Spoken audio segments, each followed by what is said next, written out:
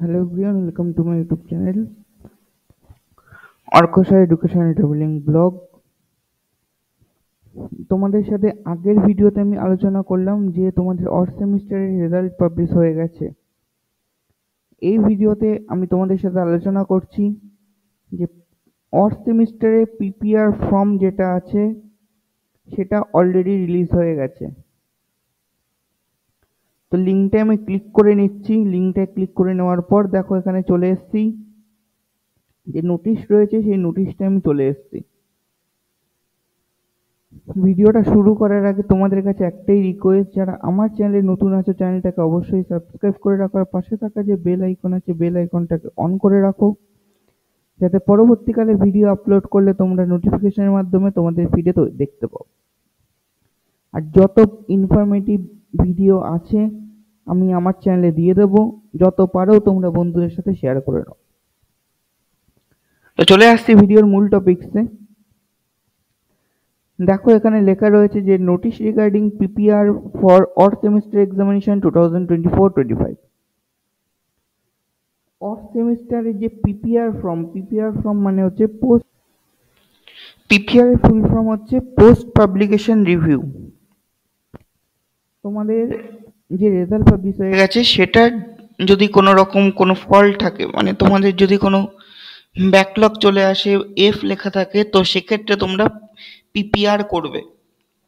যদি কারোর রেজাল্টে আই লেখা থাকে সেক্ষেত্রে তোমরা কোনো পিপিআর করবে না, কারণ আই মানে হচ্ছে এখনো পর্যন্ত তোমাদের খাতা কমপ্লিট হয়নি।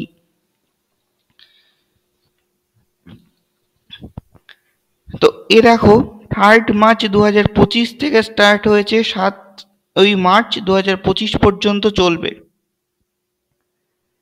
আজকে 5 তারিখ আমি ভিডিওটা করছি।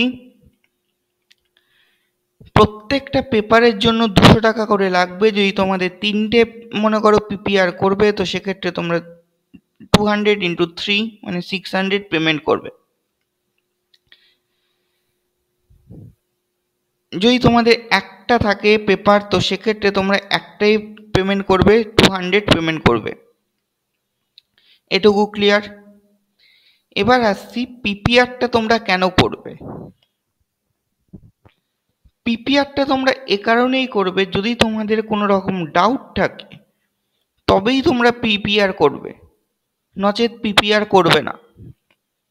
যদি দেখো তোমরা কোনো কারণে পাস করে গেছো অথচ তোমাদের সেই সাবজেক্টে পাস করার কোনো ব্যাপার নেই, তো সেক্ষেত্রে তোমরা পিপিআর করবে না, তাহলে কিন্তু এফ চলে আসতে পারে।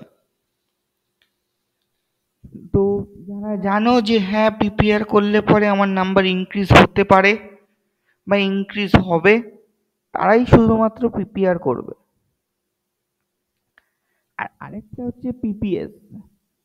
পিপিএস মানে হচ্ছে পোস্ট পাবলিকেশন স্ক্রুটিনি। তো সেটা যদি করো সেক্ষেত্রে গুডও আছে ব্যাডও আছে। সেই ভিডিও আমি পরে আসছি, পিপিআর পিপিএস এর ফুল ডিটেলস আমি ভিডিও দিয়ে দেবো। এবার তোমরা কিভাবে সেটাকে সাবমিট করবে।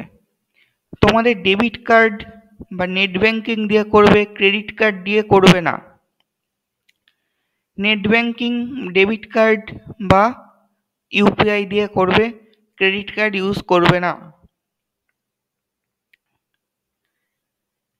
তো তোমাদের যে পোর্টাল আছে সেই পোর্টালে তোমরা লগ ইন করবে, ইউজার নেম পাসওয়ার্ড আমি তোমাদেরকে দেখিয়ে দিচ্ছি।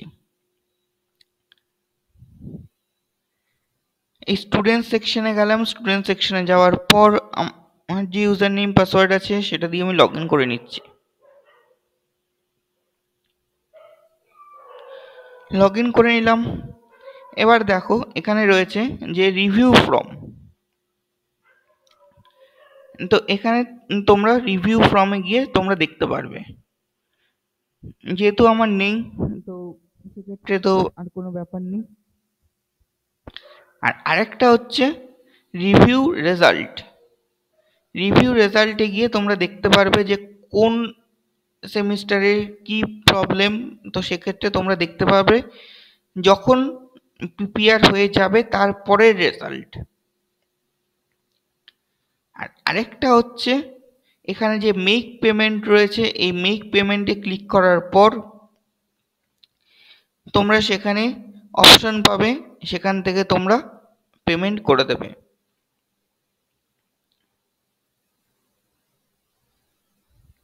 সাইন আউট করে নিচ্ছি।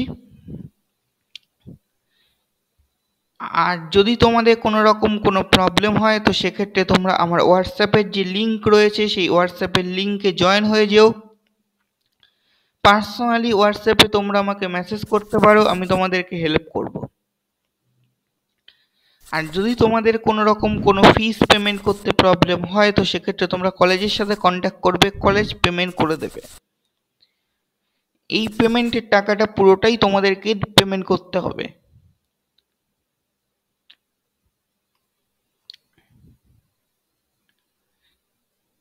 তো আজকের ভিডিওটা আমার এই পর্যন্তই। ভিডিওটা ভালো লাগলে অবশ্যই লাইক, কমেন্ট, শেয়ার, সাবস্ক্রাইব করে দিও। আর যত পারো বন্ধুদের সাথে শেয়ার করে দাও। যত ইনফরমেটিভ ইনফরমেশন আছে আমি তোমাদেরকে আমার চ্যানেলে দিয়ে দেবো। ততক্ষণ ভালো থাকো, সুস্থ থাকো, পরবর্তী ভিডিও আসা পর্যন্ত।